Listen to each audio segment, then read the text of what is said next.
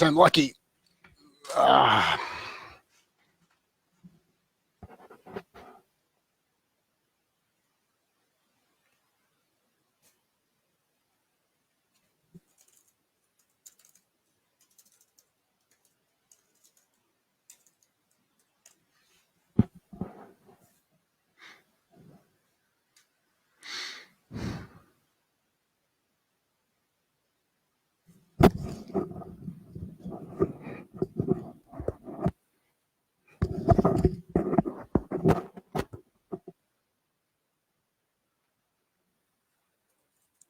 Hey, Gabriel.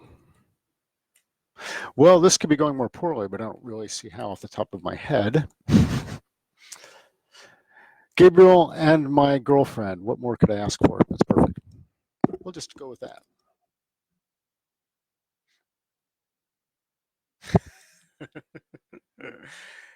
Gabriel says, got to get off that McDonald's Wi-Fi. Yeah, as I sort of complained last time. Hey, thanks very much.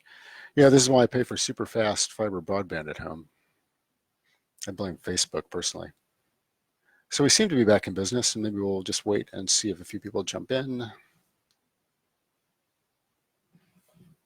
not sure whether to turn the music back on. That would distract us, but I'm worried about it taking up bandwidth.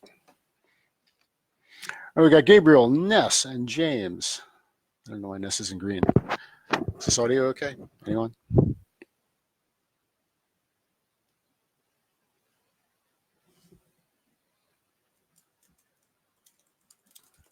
Luckily, we've all got a sense of humor about this stuff. Hello, dear. Oh, good. Thanks, Gabriel. Appreciate it. Okay, well, as people continue to filter in, feel free to post questions. I have no idea how much of the previous spiel people caught, but I was trying to update you a bit on the status of the new books, which are going very well. I'm in the tail end of the story design process for ARISEN Raiders, and I'm almost starting to feel like I know how to do this crap, which is quite a pleasant feeling versus generally having no idea how I do it. I started listening to a new writing podcast by this woman who's fantastic and whose name I can never remember, but she suggested that there are 4 stages of the writer's journey, which roughly correspond to some Zen parable. But in the first one, you don't know anything, but don't know that you don't know anything. And so it's a great deal of fun. And I remember that stage very fondly, writing my first book, just sitting down every night and getting a couple of beers down and blasting away on action scenes and not knowing that I was utterly clueless. And so understanding this now, people saying, enjoy that first novel because it will never be that fun again. The more you learn, the harder it gets. Anyway, the second stage is also not knowing anything, but becoming aware that you don't know it. And that's a really frustrating one because you have high standards and you know what good is. You just don't have the skills to execute it or to bring your ideas to fruition. Anyway, the fourth stage, if you're lucky enough to ascend to that plateau of enlightenment, is actually knowing what you're doing and knowing that you know what you're doing. The third stage actually is knowing but not knowing that you know it. So you're doing something right, but you don't know how, and so you don't know how to replicate it. And then evidently there is this place you can get to, which I've despaired of my whole career, where it doesn't actually get easy, as this blogger put it, or this podcaster put it. You're still in the woods, but the sun's come up a bit, and you've opened your eyes. And so you've got a lot of trees to dodge, but you can see them and you can see your way through. And probably going to regret this, but I'm almost daring to hope that after 24 books, this is where I am with the new Arisen Raiders book. It's still hard, but there almost seems to be a process. Good. Thanks very much for the feedback on the audio. Thanks, those of you who jumped back in after all the faffing. And here's hoping we don't get kicked out again. So I'm just going to check for questions. And there are no new ones, which is another way this could all go wrong. No one has any questions. I will go back to my notes.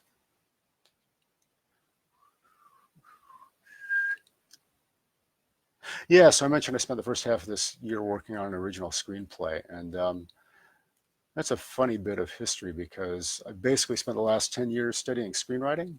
You kind of see actually all the books over here on my left elbow are sort of craft books, and a lot of those end up being screenwriting books because nobody knows story like screenwriters. So I was taking all these lessons from screenwriting to apply to fiction because all the storycraft principles and dramatic principles tend to be the same. But I was always too intimidated by the form to actually attempt screenwriting or teleplay writing until very recently. And then when I sat down to actually do it, and this was actually last year when there was some film interest in ARISEN, and I thought, well, if anyone's going to adapt the material, I might as well take a flyer at it. And when I sat down and actually started writing dialogue and action, I couldn't believe how intuitive it was. It was 1,000 times easier than I feared. And so the conclusion seems to be that while spending 10 years studying screenwriting, it's not possible to do that without sort of not just internalizing the storycraft lessons, but all of the lessons. And so I did the ARISEN adaptation last year, and then the first half of this year I wrote this original screenplay. And as we're waiting for questions to continue to trickle in, howdy, hey, Jamie. Teresa Banks, hey. It's nice to see some familiar names and faces. Oh, wow. Yeah, so people are trickling back in. Thanks again for bearing with me. I'm sorry for the technical difficulties. I'll give you one more story while questions collect, and feel free to type them in the comments about where the screenplay came from. So I have kind of a friend who's a Hollywood screenwriter who's definitely written stuff you've heard of. And he's just a fantastic fellow. He originally got in touch with me about the rights, the film rights to ARISEN. And we spent about 2 minutes talking about that. And the subsequent 2 years talking about writing and life and the writing life and the trials and tribulations and our various breakdowns and comebacks. And anyway, so I thought I was going to be in LA. I went on this weird trip where I was in Colombia in South America and was on this jungle trek to La Ciudad Perdida. And I'm out on this jungle trek gone horribly wrong. Maybe some of you have heard this story. And anyway, so I thought I was going from there to LA, and I was going to meet with Dean. And he said, yeah, pitch me your ideas. And this is what people in Hollywood do is, you know, you pitch people what your next idea is. And I didn't want to tell him I don't have any ideas. All I've been doing is working on ARISEN every waking and most sleeping moments for the last 6 years. So that was a bit embarrassing, but so I'm on this jungle trek gone horribly wrong, and its features are, you know, giant bugs and sucking mud and discomfort and ridiculous heat and 100% humidity. And did I mention the mud? And so I'm lying in this jungle encampment in this little enclosed space with mosquito netting, you know, you can't sit up in. And it didn't even keep the mosquitoes out. And I couldn't sleep because it was too hot and I was too disgusting, covered with sun goop and mosquito goop. And so I just started thinking about television programs and movies, and the ideas started coming, and I had to get out my head torch and my notebook, and I spent the next 2 hours just scribbling. When I was done, I had 4 pitches for what I thought would be, you know, pilots for television programs. This guy does a lot of television in addition to movies. And in the end, I didn't make it to LA on that trip because it was going so horribly wrong. But on the phone, I spoke with him and pitched him the 4 ideas, and he pointed out that one of them was actually closed-ended rather than open-ended, which made it a movie and not a television show. And so I started working with that idea, and I developed it. And again, I spent the first half of this year writing it. And it's sort of a contemporary special operations thriller, which I'm very happy to describe as being Black Hawk Down meets Training Day. And those of you who read ARISEN Odyssey know this sort of narrative about the naval special warfare community slightly going wrong. And so this takes that to its extremes, and it has a platoon from the 75th Ranger Regiment deployed as a blocking force for some Tier 1 SEAL Team 6 guys who have left the reservation and have gone wrong. And so it ends up being this sort of moral opera or play. Anyway, I'm really happy with it. It's better than the last 10 movies I saw, I think. So I really think someone ought to pay me a lot of money for it and get it in production and ring up Ridley Scott on the red phone. But of course, Hollywood doesn't work that way, and probably nothing will ever happen of it with it. But as I said, if any of you have any Hollywood connections, now's the time. So it's going cheap. I'm just going to duck in and see. Oh, wow. Okay, questions. Thank God I can stop improvising. So I mentioned the new Du Bois book will probably be out never. As always, it's out next year, but I really appreciate your interest in it, that people want to see that kind of thing. I'm just going to detach the questions list here. Okay.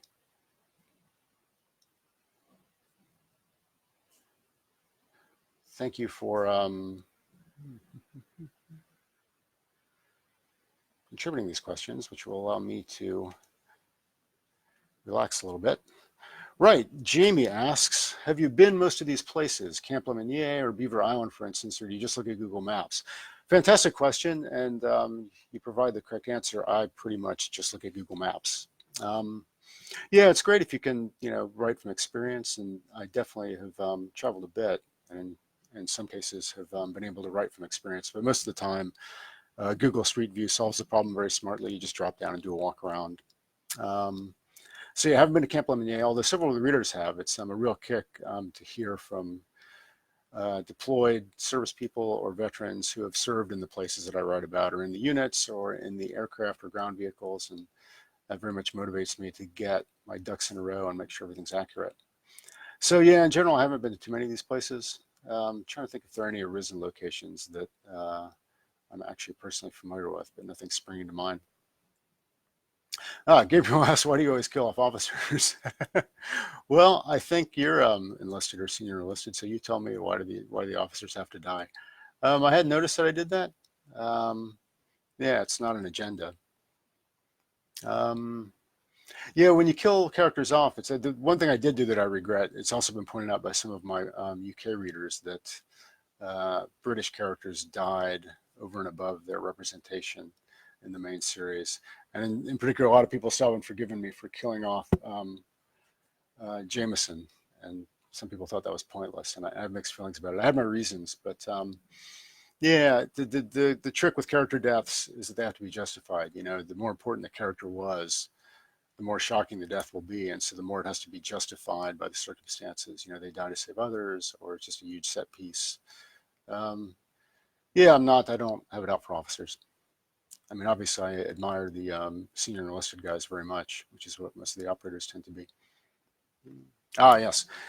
Gabriel again says, in the new book, Euron mentions the 2016 and 2020 elections and asks how far ahead is the ARISEN world.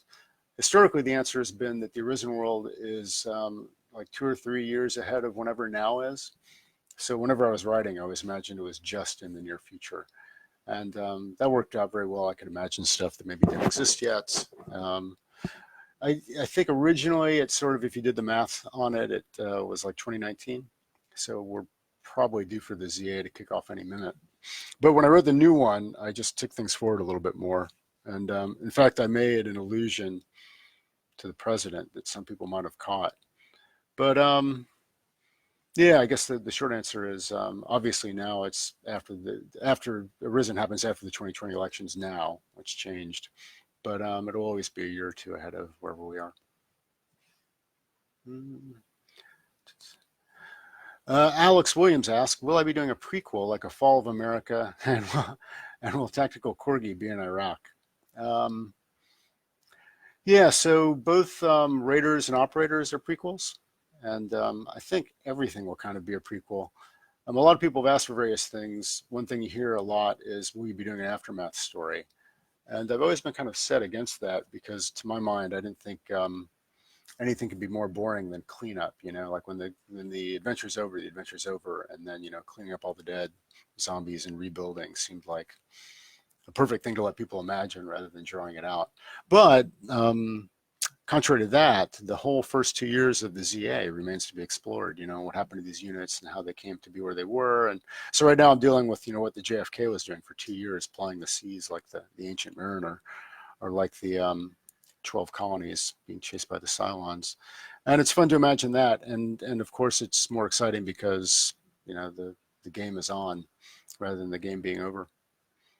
I've had a couple of people ask about wanting to find out about the fall of North America, and I don't know. I don't want to be unaccommodating, but I don't have any particularly good ideas for what that looked like. One of the interesting things about the ARISEN series, I think, from the get-go, and all credit to Glenn James for this, is that it starts 2 years in, and I think most of these things tend to start with the initial event. Where starting 2 years in, it's very much what we in the trade call in media res, starting in the middle of things, which I think was more dramatic and fun. And so now getting to back up and see how these characters got to where they ended up.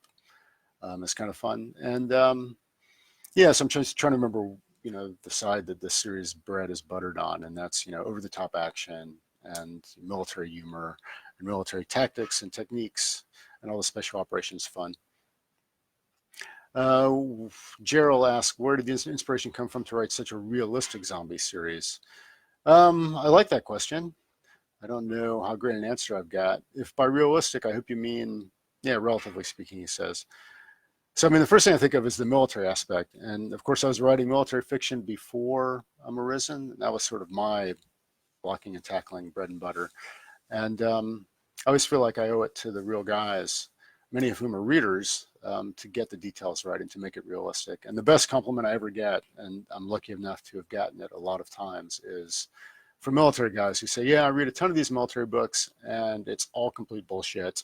And they say something that's completely wrong and clueless, and it, ruins my suspension of disbelief and pulls me out of it. And I throw the book across the room or fire at it with an M240.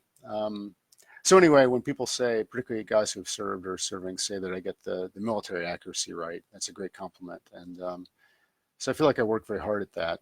Not because I'm worried about, them coming back and saying I got it wrong. It just kind of, I enjoy it. It gets me off to, the gritty realism and to do the research. So I guess, and maybe Gerald can clarify, but I guess the other aspects of the realism are, plausible explanation of where the disease came from. That was fun as well. I guess, yeah, I don't know. I don't consider myself a science fiction author or a fantasy author, so it's just speculative. These are all things that actually could happen. So I guess realism is baked in from the beginning. And I guess that's, as they say, just how I roll. Jimmy Alright, rate, or is it right? Rate, I think, apologies, presents the following non-question, fic, with exclamation marks. I take your point, and yeah, that's an interesting one. So fic will absolutely be returning in Arisen Raiders. I'm going to digress a little bit here and talk about some thoughts I have about the characters. Yeah, it's funny. So when people ask for an aftermath story, I think they're feeling a very real emotion, which is attachment to the characters and wanting to spend more time with them. I don't know that an aftermath or rebuilding story is the exciting way to do it. That's your problem. My problem is as follows. For all the major characters, a big part of the series for me was them completing their journeys. They all have problems or emotional problems or incompleteness or things in their lives that they need to fix. And they need to fix them to survive the ZA and to beat it. And so that's a storytelling principle. You have a guy with a problem, and then you have a world with a problem, and the guy's problem and the world's problem have to be matched up in some interesting way, such that he has to grow to become the kind of hero needed to win the day. So for all the major characters in Arisen, particularly in Alpha Team and in the Marines, I feel like those characters completed their journeys, and it was really important to me that they do that they get to a place of completeness and peace. And yeah, it was really hard doing that, and I feel very lucky that I can think I was pretty successful in doing that. But the thing is it's a one-time story. This is the biggest adventure these guys are ever going to have, and when they're done, they're in this place of completeness. So I think these characters that you love, I love them too. But I think they're great, and I think they've completed their journeys, and I'm really worried about screwing that up now by bringing them back. So it's a bit of a tension point because I know you want to spend more time with Predator and Juice and Handon, and particularly Fick, but I don't want to muck them up. So I've been struggling with that a little bit, and just between us all here, I won't put this on the record anywhere, but my tactic for dealing with that is to bring them back, but have them sort of be walk-on characters in the new stories and the prequels. So there'll be new characters you haven't seen who will be the heroes of these journeys, and the guys who've already had their big adventure or will have it are sort of in the wings or on the side of the stage, doing walk-on bits and doing things that we love about them, but not taking center stage.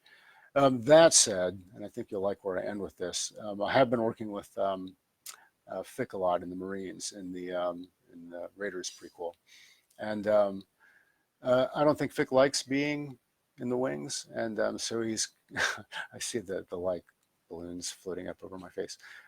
So I think you like where I'm going with this. Basically, he's making himself, he's muscling his way to the center of the stage and becoming more of a player.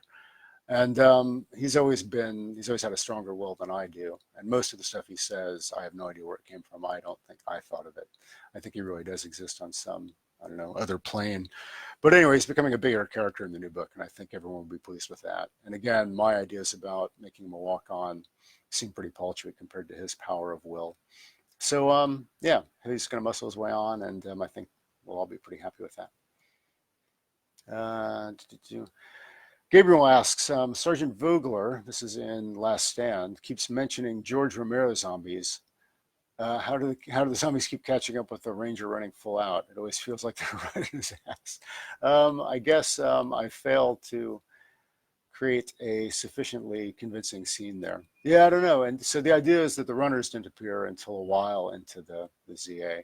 And then, of course, the foxtrots appear basically at the end, which is the beginning of the main series. So yeah, I don't know. I guess I do it the same way the Walking Dead does it, which is everyone has to sprain an ankle to keep things exciting. Yeah, in fairness to myself, and we all try to be very fair to ourselves, in the mission on the island in the Gulf, they stretch it out and get some distance from the zombies before the runners appear, so they are able to outrun them. Yeah, and then in the big set piece battle in Camp Chapman, they're just at the walls, so not really chasing anyone. Yeah, I think it was, I don't know, I'll take another look. Maybe Gabriel can point me toward the specific bit where I was unrealistic. Alex asks, the kid on Beaver Island who was left behind, is he still alive? And I answer emphatically, yes, he's alive. He's out there somewhere operating on his own with the crazy Canadian sniper. And yeah, that was always kind of a candidate for a follow-up story, but some of these things just seem nicely left in inference. Like, Zorn in East Africa, at the end, he's plausibly still alive. You Marines or Marine fans out there might like this, which is that General Mattis is going to make a cameo in the new one. And I was just thinking today that it would be very nice he gets left behind, but wouldn't it be lovely to think that Mad Dog, aka Chaos, General Mattis, is still out there fighting the ZA on his own somewhere. So it could be nice to, let people disappear and wonder what happened to them. I had an idea for doing a set of ARISEN short stories where I wrapped up some of those loose ends, but I don't know that the loose ends aren't better left like they are. But yeah, the kid is alive. So it's a nice question. He was a good, and he stayed behind helping everyone else get out and keep the rest of us alive.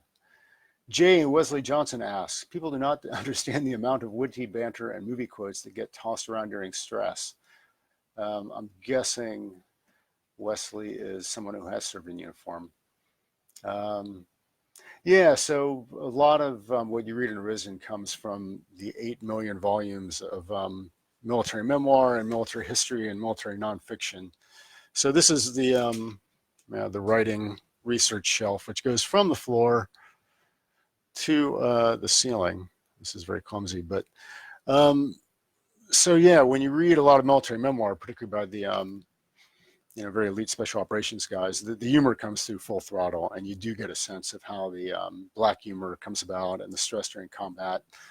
And so I don't take a lot of credit for that. I just am, passing on what I've learned and what these guys have written. So yeah, I hope it comes through.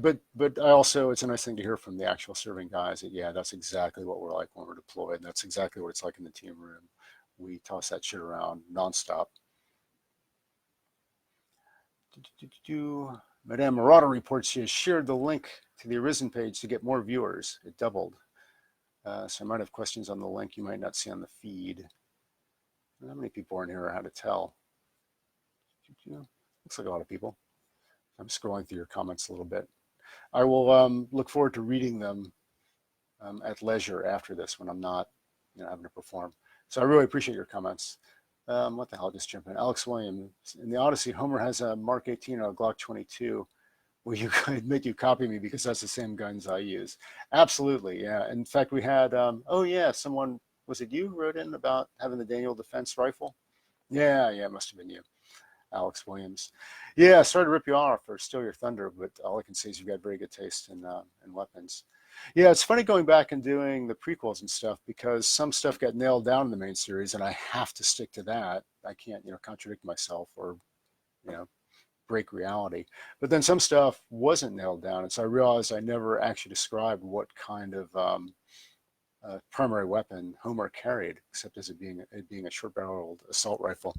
So that allowed me the good fun of being able to go back and give him something that didn't actually exist in 2012 when the series started, which is this wonderful uh, AR platform from Daniel Defense Industries, I think, or sort of a boutique armory. And yeah, that was fun. And it's a lot of fun when you guys write in and say, yeah, I've got that weapon. If you ever, or if you're ever in this part of West Texas or whatever, I'll take you out and we'll go shoot it. So that's nice to hear. Yeah, if you're sharing both a primary and a secondary weapon with Homer, Alex, I think that you got a cop to good taste. And I'm happy to have ripped you off on that. Chris Quinn asks, you ever plan on going back to the D-Boys line? That was our first question. Oh, before the zombies took over. Yeah, or any plans on going into what happened to those folks other than Allie? I'm fascinated to know, actually, this is a bit of inside baseball or domestic drama, but I can hear my partner Ness chopping in the kitchen, and I know she's making me a birthday dinner. But what I'd be fascinated to know is if she has her phone in there and is following. Maybe Ness can comment. Yeah, so the first question was when the third D-Boys book will appear, and the answer is I don't know. One day, I hope. I really want to do that. These are all crap answers. The interesting answer is that for those of you who've been following along, you know that Allie is a character in both series, and it was her failure to destroy the stockpiles of the Chimera virus in East Africa that led to the ZA and the whole ARISEN series. So the whole idea, well, at a certain point, the idea became for me that the third D-Boys book would be a tie-in to ARISEN, essentially. That's the last pre-ZA story. But anyway, yeah, just keep the zombies out of the D-Boys books. But yeah, I'd like to do that. Yeah, and then you guys have heard me say this before, but they're just the crassly commercial considerations, which is that the ARISEN books tend to outsell the D-Boys books about 10-1. And I quite like eating and paying rent and being able to buy all the military memoirs I like. But that's it. Yeah, I'd like to get back to it. Go pre-zombie again. Gabriel asks, I don't know what I do without you, Gabriel, in terms of questions. Where do you get info on the tech weaponry? Do you get to test fire weapons for research? Yeah, this is a bit like the other stuff. I write a lot from research, and of course, Wikipedia is invaluable. And then all these guys who do YouTube channels for, emerging weapons and test firing stuff, and that helps. But luckily, my very best friend in the whole world, who I've had as a best friend for 35 years now, is a bit of a gun nut himself. And so whenever I'm in the U.S., in Woodstock, Georgia, God save all of us, I typically go to the range with him and get to shoot some of the stuff that I write about. And it's actually, turns out research is limited. Here's a funny one, actually. 2 or 3 or 4 trips ago to the U.S. and to the range, he had gotten an EOTech holographic diffraction sight that he mounted on something. I think he had it on his Beretta CX4 Storm carbine. And so I was shooting with that, and I couldn't stop laughing because I've been writing about these things for years and years, over and over. So it feels like old hat, but it's actually harder than I realized to learn to shoot with these things. And so I felt a bit chagrined trying to make my EOTech work when, in my mind, I already knew how to make an EOTech work, but that was just writing for research. So that helped a bit. Yeah, it doesn't hurt the realism. Follow up from Gerald. Thank you very much. Where did the origin of the virus thought come from? It was very specific and realistic. Yeah, that was, I read this amazing book, which I credited in the back of ARISEN Genesis, I think. Basically, there's a guy who was in the Soviet bioweapons program for years and years. I don't know if you know the history, but essentially the US and Russia signed, the US and the Soviet Union signed a biological weapons treaty, or bio and chem weapons, agreeing to eliminate their biological weapons programs. And then decades later, this guy defected, and it turned out that the Soviets had been running this gigantic secret bioweapons program for like 3 decades in total violation of the treaty. And the guy defected, wrote this amazing book, which is up there somewhere. I think it's called Biohazard, and he's got a name that sounds exactly like my Kazakh bioweaponeer. But the book is just terrifying. And, so they spent hundreds of billions of rubles, and they had facilities across 7 time zones in Russia, and they employed tens of thousands of people. And so that book and a couple of other, bits of research, I think, were the inspiration for it came from. I wanted something that, would give a scientific explanation for this zombieism we see. And yeah, I was really happy with how that came out in the end. It was pretty plausible. Also scary, you start doing research on this stuff, and you stop touching things in public and use a lot of hand sanitizer. Secondly, Gerald's follow-up, if I'm pronouncing your name correctly. How did you keep your train of thought when writing from different perspectives? As in following Jameson and his crew, and all of a sudden snapping back to Handon and then the Russian dock. It was amazing how you did that. It reminds me of a movie, Crash, but with zombies. Yeah, it is very much an ensemble piece. And sometimes I go back and I look at the original series and I haven't the vaguest idea how I did any of that. I kind of throw my hands up because how the hell did I do that? And the follow-up question is, how am I ever going to do it again? To write fiction is essentially to be a ventriloquist. You're always writing in someone else's voice. This actually helped a lot when I was co-writing the first 8 books with Glenn, right? So people ask, I can't tell where your material starts and the other guy's, picks up. But you're being a ventriloquist the whole time and speaking in some other voice. And so I had a bunch of characters, he had a bunch of characters, and the voice is constantly changing. And neither of us are speaking in our own voice, really. The other decent answer to that question is that a character is really good when he or she comes alive and starts speaking for himself or herself. And definitely with Aliev, that certainly happened. Half the stuff that came out of his mouth, I have no idea where it came from, but I'm really grateful. He came up with it and used me as his mouthpiece. And yeah, he was a blast to write and had a very distinct and colorful character manner to him and way of speaking. Yeah, I don't know. You sort of get into it. I guess it's like an actor taking on a role on stage. What's my motivation? You limber up. You stretch out. You start writing, and then hopefully it gets better over time. Yeah, I don't know. It's kind of what's the expression? PFM, pure effing magic. It's the best way to explain it. But thanks for the kind words, Gerald. Yeah, that's great. If they sound very specific and sound like themselves and don't sound like me, then I'm doing my job. J. Wesley Johnson asks, regarding the running ranger question, nobody is fast under stress with 150 pounds of kit and weapon. We'll make an Olympic sprinter scene. That's a very interesting point. Yeah, right. People have all this, weapons and kit and combat load. I will slip in a fun anecdote. So I've been lucky enough to meet some absolutely amazing individuals through the books, many of whom are serving or have served, and 1 or 2 in the special operations community. But I'm really good friends now with a guy who's an Iraq war veteran. I'm lucky to call him friend. You wouldn't want him as an enemy. He's this giant, muscled, tattooed badass with a heart of pure gold, like a cute 6-year-old boy. But he was a sergeant in Iraq in the north, and he now works as a private military contractor. And I finally met him in person when he was swinging through London, which he's done a couple of times, going back and forth between Kabul and Texas. And anyway, so we were at one of my local pubs, and he stepped out to have a cigarette. And I said, here's something I've never understood. I said, how is it that, if you're in the infantry, your life can depend on your cardio? How is it that grunts smoke cigarettes? And he just took a deep drag of the cigarette and exhaled and looked at me completely drawn. He said, let me tell you something. He said, if you're ever in a situation where your life depends on your cardio, you will run. I don't care if you're on 5 packs a day. So yeah, speed, I guess, is a fluid thing. But yeah, I appreciate you pointing out that, yeah, nobody's fast when they're loaded down with weapons and kit. Simon Montgomery poses the following. He says, it feels like there needs to be a decent Captain Ainsley backstory because he seems to have a lot of influences right to the end, even without being there.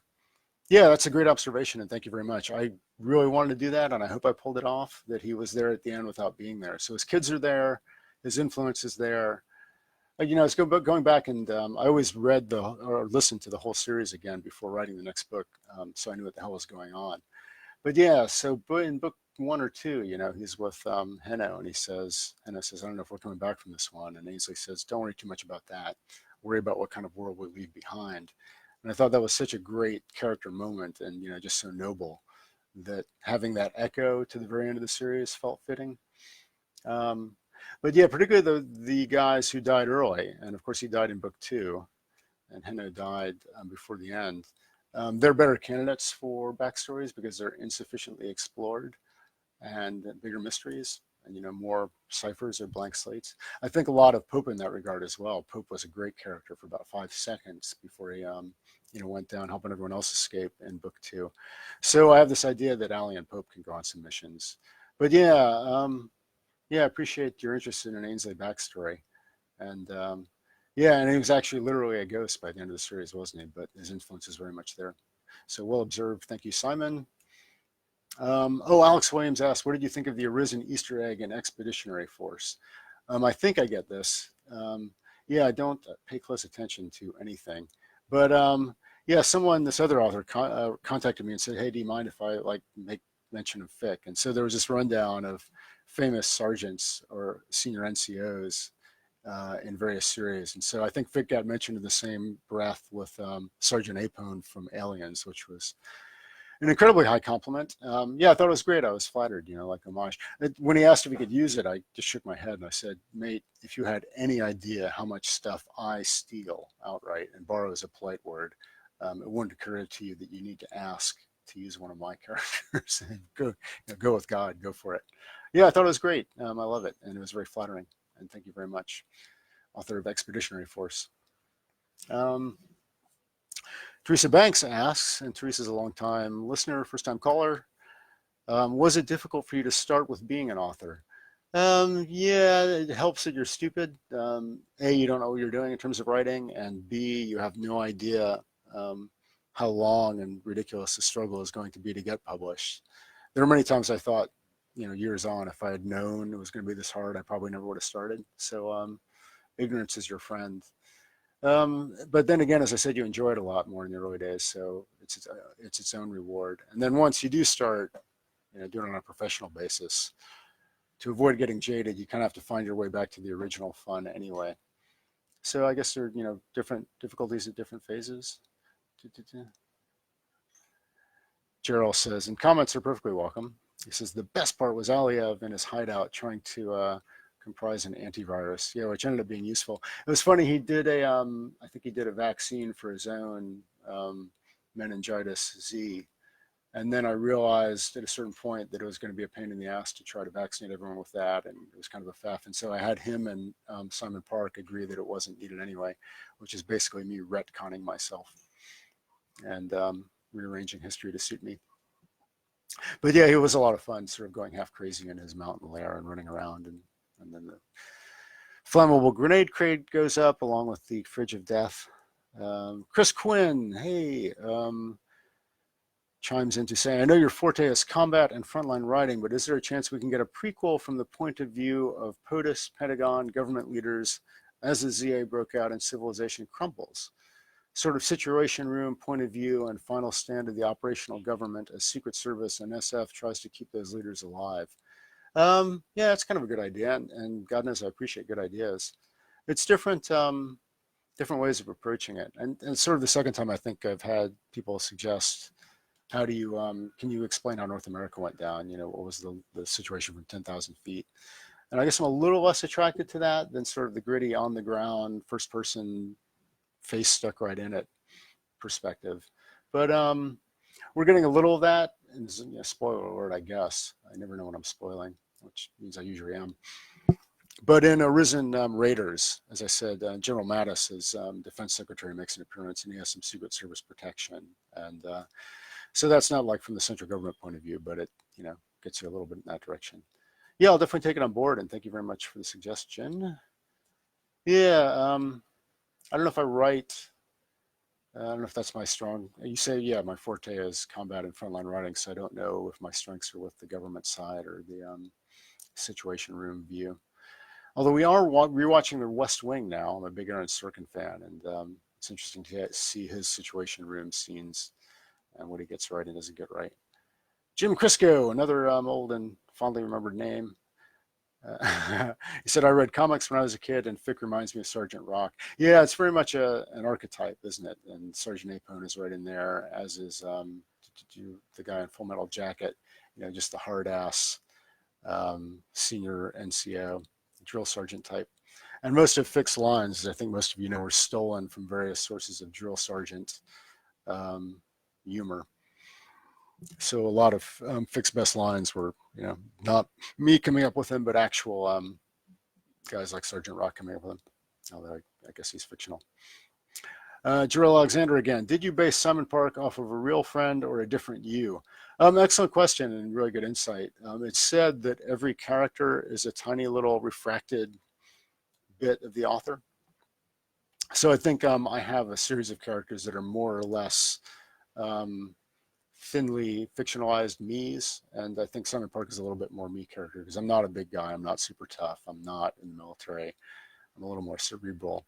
So if you read the D-Boy series, fairly obviously the Mike character, who's a cyber war expert or IT expert, is an awful lot like me, or I'm a lot more like him than most of the characters are. So yeah, I don't think I based him off of anyone in particular, but I think he was a little easier to write and personalize due to me being a little more like him than, say, Sergeant Handon or Henno. Gabriel again, how did Pred literally lift a giant man and use him as a bat on the roof of the final battle? Well, I wish you wouldn't ask that because, yeah, I had, that was one where I was pushing the boat out a little bit. I needed some way for him to clear the field, and I'd already done the giant iron bar in book 5 on the flight deck battle.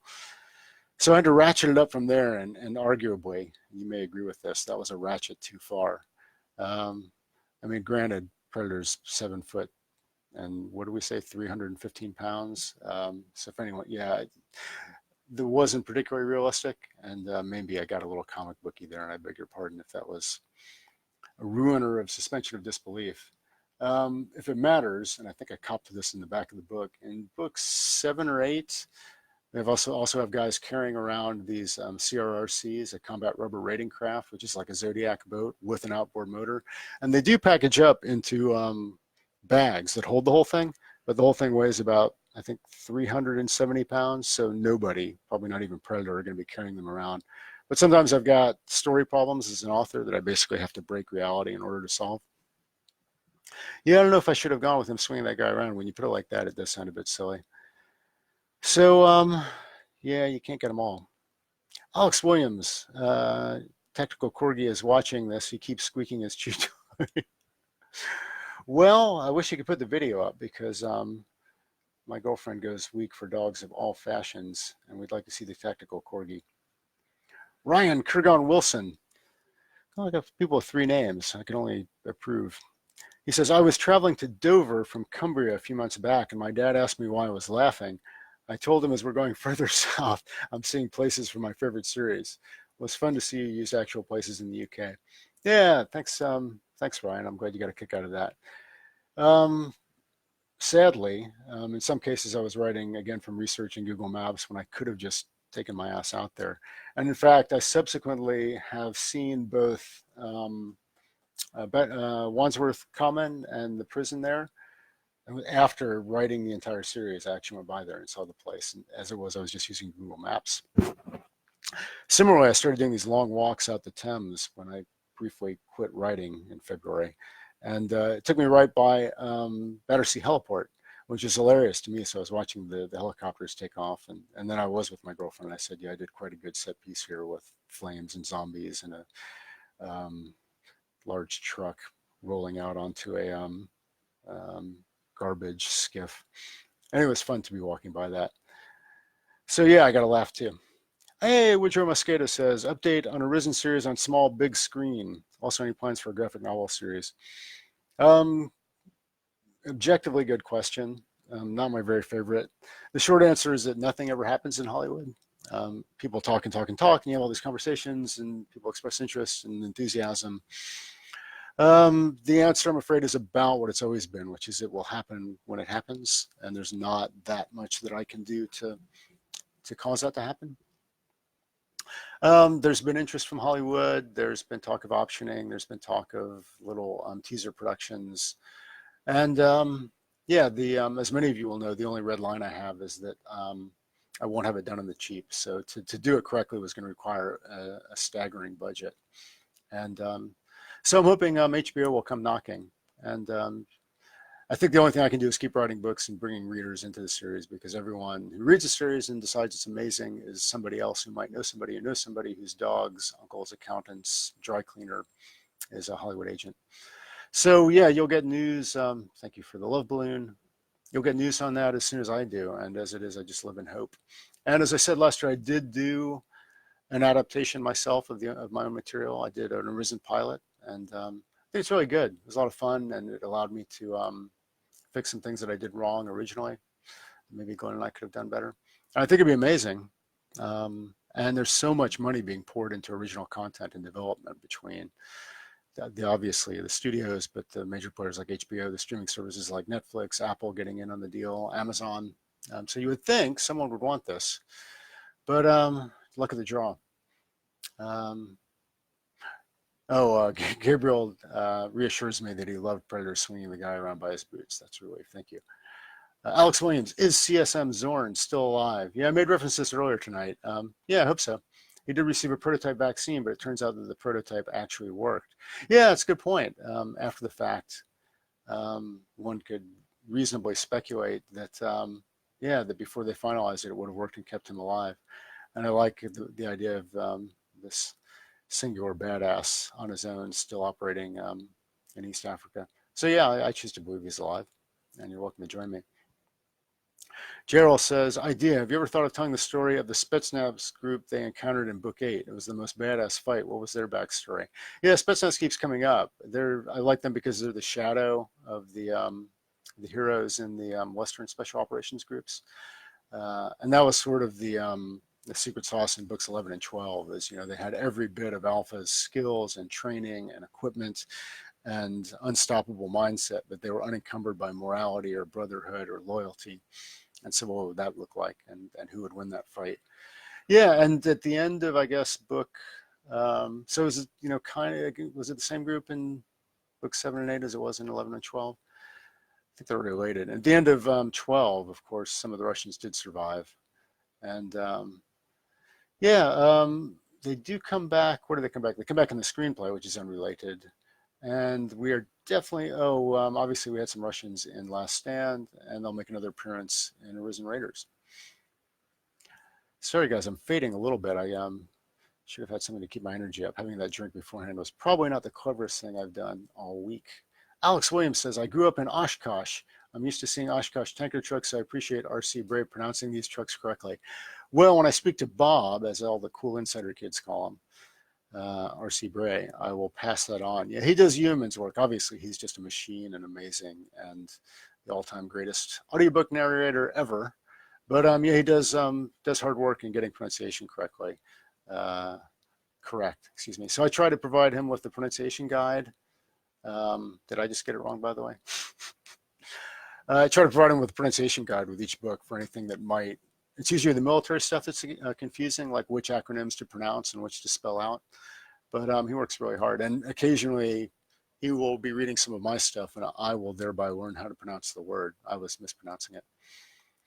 Gabriel says, are you ever going to bless us with the animal zombies, or can we sleep safely knowing they are never coming back? Another insightful question, or incisive. Yeah, I copped previously to the zombie animals being a wrong turn that I wish I could unwrite. The tension there is, most of you are familiar with the expression jumping the shark, when a beloved series just strays too far from its original DNA and does something stupid. Or the worst version, nuking the fridge from the fourth Indiana Jones book movie.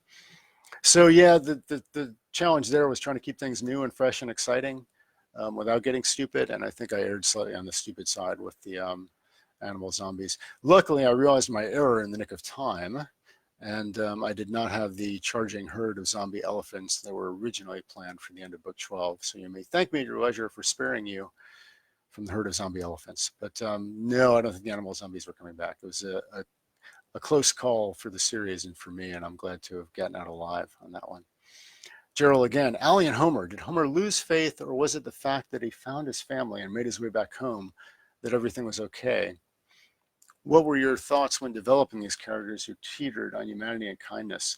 Yeah, it's I don't know. It's I'd like to use the following quote. It's axiomatic that all drama is human drama, right? So stuff blowing up, the world falling down, these things are not inherently interesting. What's interesting is the way it affects people and how they lose or keep their faith, and how they, abide by their principles or let them go, how they stand or fall by one another, their loyalty to each other. It's all the human stuff that gets me anyway. So yeah, Homer's faith was, I had it flicker a couple of times, but he made it through in the end, and Allie and Homer ended up together at the end. And it was another instance of having to instantiate their emotional problem in the physical problem, right? So they were afraid that their love for each other was too risky, and that one or the other wouldn't be able to sacrifice the other when that was needed to save all of humankind. So like all of humanity might fall because of this ill-advised and misbegotten love. And so that's the opposite of the lesson I wanted to leave you with. Right here on my monitor is taped the theme for each of the books I write, and the one at the very bottom was the theme for all of the ARISEN series, which is that love conquers death. And so, you try not to be too on the nose with it. I hope people picked up on it without feeling that you were being hit over the head with it. But the notion was that, fiction is a made up story that's about our real reality, right? So we all live in the condition of mortality. We're going to die. We're going to lose everyone we care about in the end. So how do you make that bearable? How do you go on? And the answer seems to be that love makes everything worthwhile. So in ARISEN, love literally conquers death, right? It's the love that these characters have for one another as a family that allows them to beat these impossible odds and to literally beat death that has taken over the world. And that maybe reached its apotheosis with Allie and Homer. So very consciously, I sent them out on that final mission together. And the way it played out established the opposite of that original fear, that their love for each other would risk sacrificing everything and causing death to win. And in fact, it was their love for each other, the fact that they would not abandon each other, was all that was made it possible for them to bring back the component for the virus that they needed to win the whole day. So ergo, love conquers death. Anyway, thank you for allowing me to go off on that spiel. Chris Quinn, as far as motion pictures go, he says, I think I think it's a he.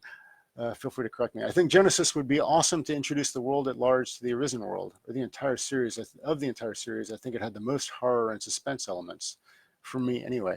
Yeah, thank you very much. I wrote Genesis after book 2, so I was still new to this zombie space, and I was teaching myself to write horror in real time.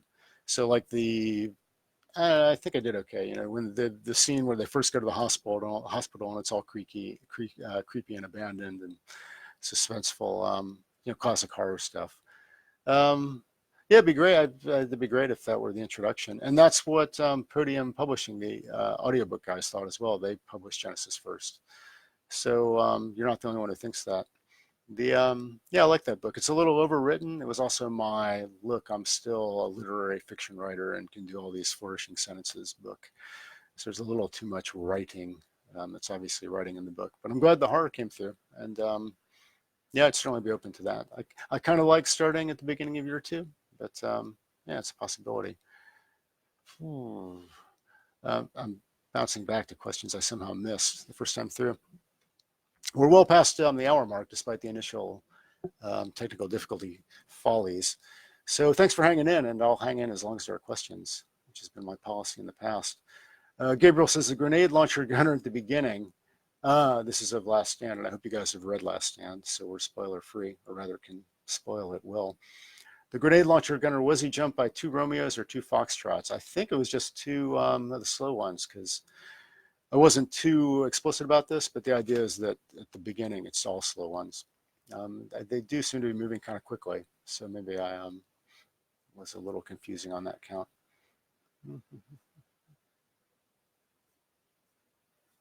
They might actually, Alex Williams reports, Maximum Bob is still my favorite person. Why did you kill him off?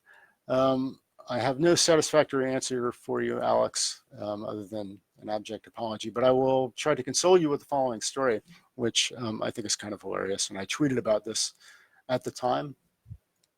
I always knew he was going to go out that way. It was planned from the beginning, I think.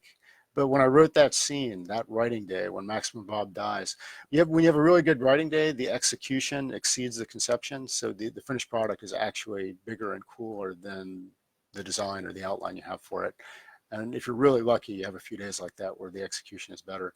And that was definitely one of them. And so the way it played out surprised even me. And I actually found myself tearing up at the end when Maximum Bob said his last farewell.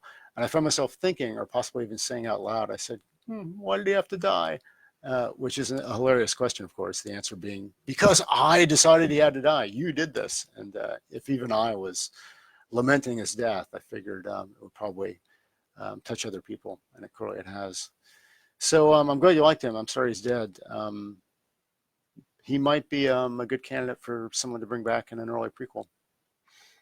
Yeah, he was a good character. It's nice. There's this notion of making your minor characters memorable, right? So he wasn't on screen for a whole lot of time, but the time he was there, yeah, he really worked. Kareem L. Clay, do you consult with a current or former SOF guy on the tactics and lingo used? A question I get a lot, and the answer is it's mostly all from research and these, it's incessantly reading these books behind me. I am lucky enough to know a small handful of people in the special operations community, and they have on more than a couple of occasions bailed me out. I can think of one in particular. He's probably not watching right now, but he was a command pilot in the Air Force Special Operations Command for years and years and years, and is a very old and close friend. And I sent him an early version of, I think, Book 11, where they're trying to take off from Camp Lemonnier in Djibouti. And he wrote back, he said, let me tell you about that runway. And he told me about how, what the barriers are, how much beach there is after it, how it turns into ocean terrifyingly quickly. And then even more compellingly, and I think this is on topic, do I consult? And so here was a consultation. If you remember books 11 and 12, at the end, they're trying to take off. And one of the engines goes out, and then they climb out on the wing to fix the engine. And so I wrote to him and I said, all right, I've got this prop plane. And it's not what he flew, but he flew various C-130 variants for years, virtually everyone, the Spooky, the gunship version. And that's so every Hercules airframe with the 4 propellers. So I said, I need a mechanical malfunction that would keep them from taking off, but it's not so bad that they couldn't climb out on the wing and fix it. And he said, he thought for about 5 seconds, I think. And he said, okay, with those engines, what's frequently happening is that I forget how it worked, but the brake seizes up essentially. The hydraulics get overzealous and they clamp the brake down. He said, it's a known problem and it keeps recurring, but to fix it, you just cut the hydraulic line. And so I couldn't have come up with that if I'd sat around reading Wikipedia till the end of time. So yeah, when the real guys have priceless intel, for me, it's pretty priceless. But mostly I write from research. Gabriel says, thank you for the Spotify playlist shout out. I know I'm probably not the only one asking for it, but I know I did ask for it. Yeah, thank you for encouraging me to do that. It's a fun part, I try to, putting together the playlist for the new book just for my own use is a pretty critical part of the writing process. And then sharing it out with you guys is a lot of fun for me as well. And I go back to it periodically. That's what we were listening to, if you tuned into the very beginning, was the Last Stand playlist. And yeah, there's almost no ARISEN without the music. It powers my writing days, and even more critically, it powers the runs where I have all the ideas for the writing. So yeah, I can do all that stuff. And yeah, Gabriel, thanks for encouraging me to do that. It was a little duplicative with the last couple, so I wasn't totally inspired, but there's some good new stuff in there. And I think we may be winding down on questions. Like I said, I'll hang in as long as you guys will. Okay, last call for questions. I wish I'm the world's worst multitasker. Psychological evidence is that no one can multitask, but I'm the rule that proves the rule. I'd like to be scrolling these comments and responding. Hand sanitizer. This is why I depend on Julia to gather all this stuff up. Maybe I'll put the music back on. Anyone want to hear the music? I'll probably kill the internet again. If that's it and I do cut us off and it's a do, I apologize. But I will give you a little more time to chime in and comment.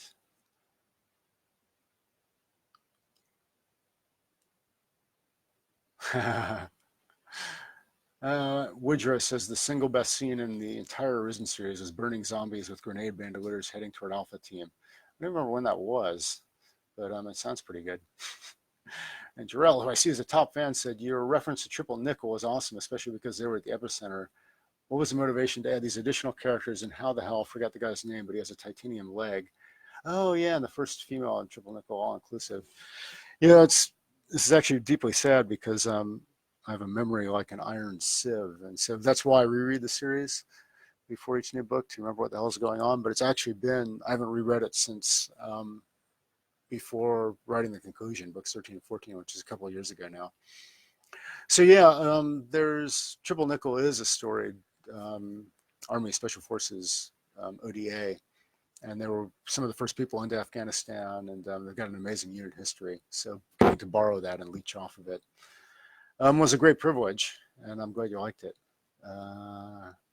Yeah, the guy with the titanium. Oh yeah, of course that was in Arisen Nemesis with the leg. Yeah. Anyway, glad you liked it. Oh, her name is Kate. Yeah, she was. If you read that book, so a lot of you are audiobook listeners, and you don't get the end matter that's in the books. So I steal an enormous amount of stuff. Again, the gracious term is borrow or appropriate or homage. But every time I steal anything, I make a real point, because I fear for my immortal soul, of copying to it in the back of the book. So Kate in Nemesis, and then she also appears in the latter part of the series, is based on a real female soldier who was in the cultural engagement teams. And I actually have a picture of her in the back of Arisen Nemesis, the real life version.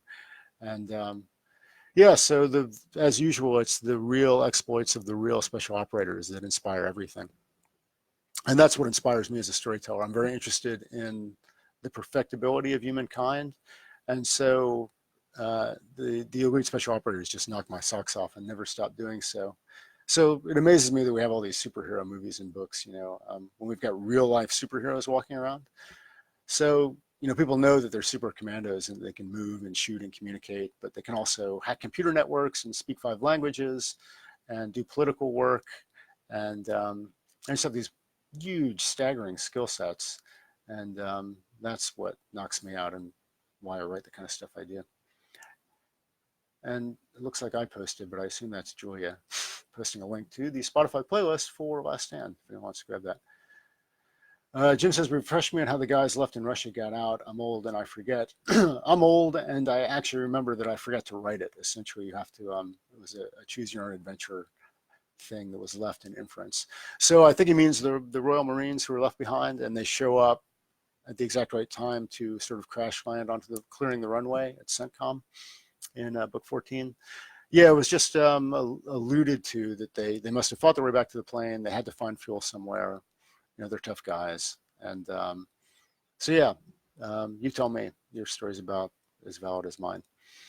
Alex Williams, I've got to drive home, so heading out, I'll send you a tactical corgi video later. By all means, send the tactical corgi video. And thanks a lot for chiming in and offering up so many outstanding questions. And yeah, I keep rubbing my eyes. I'm sorry, it's not you, it's me. I'm old and tired. Oh, and we're now 4.5 hours from my birthday. So if everyone's amenable, we've had a good run. And I think we will maybe wind this down. Oh yeah, I was gonna put the music on.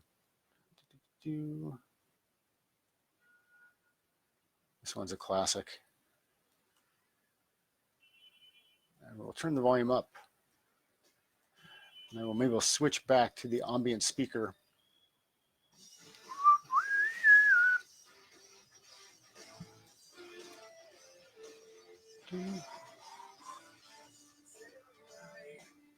Now everyone can hear the music.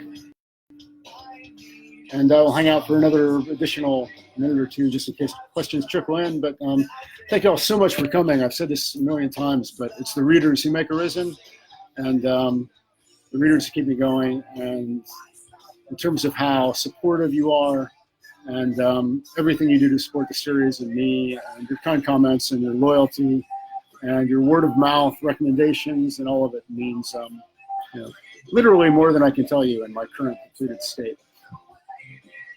Hey, Gabriel says happy early birthday. Thank you very much. Jim says he feels better now that he didn't actually forget because I never actually wrote it. Terrell says happy birthday and thank you for the experience. Thank you very much for coming by. Thanks for the likes. Jim says happy birthday, bro. Thanks, man. I really appreciate it. Yeah, you guys have made it a very memorable night before birthday, and I appreciate it very much. Okay. Yeah, feel free as always to leave more comments, to email me, to message me, and yeah, hearing from you guys makes the writing life a much happier and more fully populated place. So really appreciate it. Thanks, everyone. And take good care. Happy autumn. Happy Halloween. And hope to hear from you all soon. Bye.